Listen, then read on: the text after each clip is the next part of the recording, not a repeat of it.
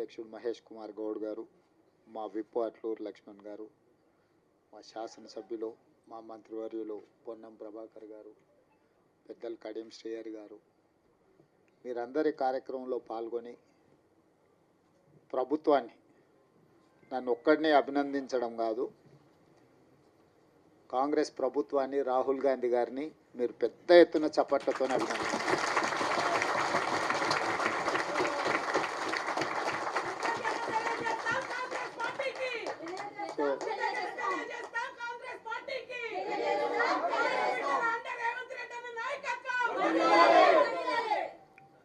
నేను ఎందుకు ఈ మాట చెప్తున్నా అంటే, మన నాయకుడు రాహుల్ గాంధీ గారు పట్టుదలతోని లేకపోతే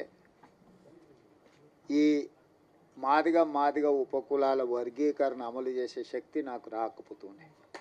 వారు చాలామందికి భిన్న అభిప్రాయాలు ఉన్నా రాహుల్ గాంధీ గారు నువ్వు ఇది అమలు చెయ్యి, నేను ఉన్నా అని భుజం తట్టడంతో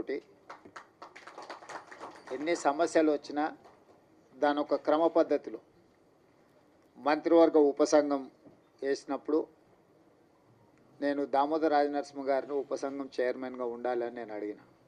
దామన్న అన్నాడు, నేను కాదు ఉత్తమ్ కుమార్ రెడ్డి గారిని పెట్టు, అందరినీ సమన్వయం చేసుకోవాలి, రేపు నేనే ఉండి చేస్తే దామోదర్ రాజనరసింహ గారు ఆ సామాజిక వర్గానికి సంబంధించిన వాడు కాబట్టి వడ్డించేవాడు వాళ్ళోడే, వాళ్ళకే ఎక్కువ వడ్డించిందని చెడ్డ పేరు వస్తుంది. అట్లా కాకుండా మా న్యాయమైన హక్కు ఎవరిచ్చినా మాకు తప్పకుండా ఇస్తారు కాబట్టి ఉత్తమ్ కుమార్ రెడ్డి గారిని చైర్మన్గా పెట్టు అని వారు సూచన చేశారు. ఉత్తమ్ కుమార్ రెడ్డి గారిని చైర్మన్గా పెట్టి, దామన్నను కో చైర్మన్గా పెట్టి, పొన్నం ప్రభాకర్ గారిని, సీతక్కను, అదేవిధంగా శ్రీధర్ బాబు గారిని అందరినీ కమిటీలో వేసి, మల్లు రవి గారిని కూడా ఈ కమిటీలో పెట్టి 6 సార్లు సమావేశం చేసిన తర్వాత ఇది 7 మంది న్యాయమూర్తులు ఇచ్చిన జడ్జిమెంటు.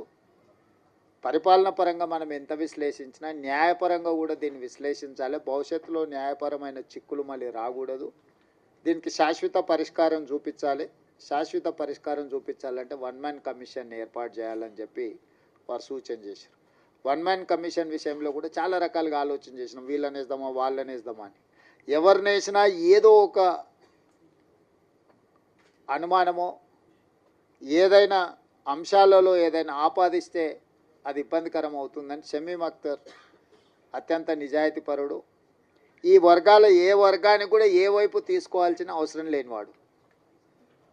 అతన్ని హైకోర్టు జడ్జిగా రిటైర్ అయితే వారిని 1 మ్యాన్ కమిషన్, జ్యుడిషియల్ కమిషన్ జడ్జిగా వారిని నియమించి 59 ఉపకులాలను ఏ రకంగా వర్గీకరించాలి, రోస్టర్ విధానం ఎట్లా ఉండాలి ఏందని చాలా లోతుగా విశ్లేషించి 59 కులాలకైనా 199 పేజీల ఒక విశ్లేషణ మొత్తం ఇచ్చిండు. ఒక్కొక్క సామాజిక వర్గము ఇప్పటి వరకు ఒక డాక్టర్ కానీ, ఒక చిన్న గ్రాడ్యుయేట్ అయిన కాని ఉన్నాయి, ఓ చిన్న డాక్టరో లేకపోతే ఒక గెజిటెడ్ ఆఫీసర్ ఉద్యోగం రాని వర్గాలు చాలా ఉన్నాయి. వాటి ఒక్కొక్కరిని విశ్లేషించుకుంటూ 199 పేజీల ఒక నివేదిక తయారు చేస్తూ ఈరోజు ఎస్సీ 15% రిజర్వేషన్లను గ్రూప్ 1కు 1%, గ్రూప్ 2కి 9%, గ్రూప్ 3కి 5%, ఏ గ్రూపులలో ఎవరెవరు ఉండాలనో కూడా విశ్లేషించాను.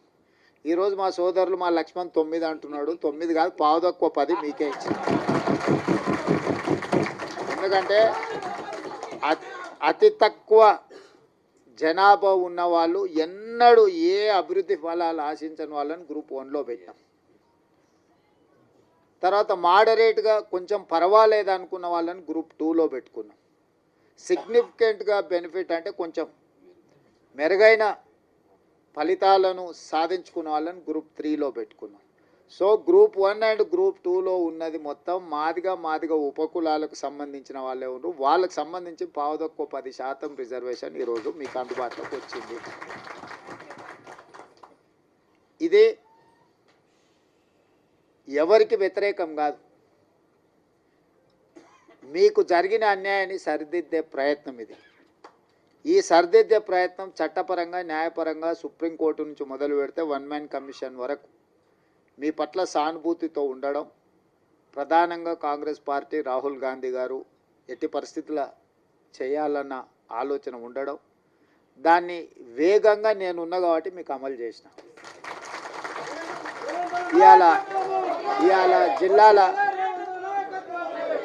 ఇవాళ జిల్లాలో మొదటి నుంచే నేను జడ్పీటీసీ కావచ్చు, ఎమ్మెల్సీ కావచ్చు, ఎమ్మెల్యే కావచ్చు, ఎంపీ కావచ్చు, ఇవాళ ముఖ్యమంత్రి కావచ్చు, ఏ స్థాయిలో నేను రాజకీయాలలో చిన్నది పెద్దది ఏ పదవైనా ఉండని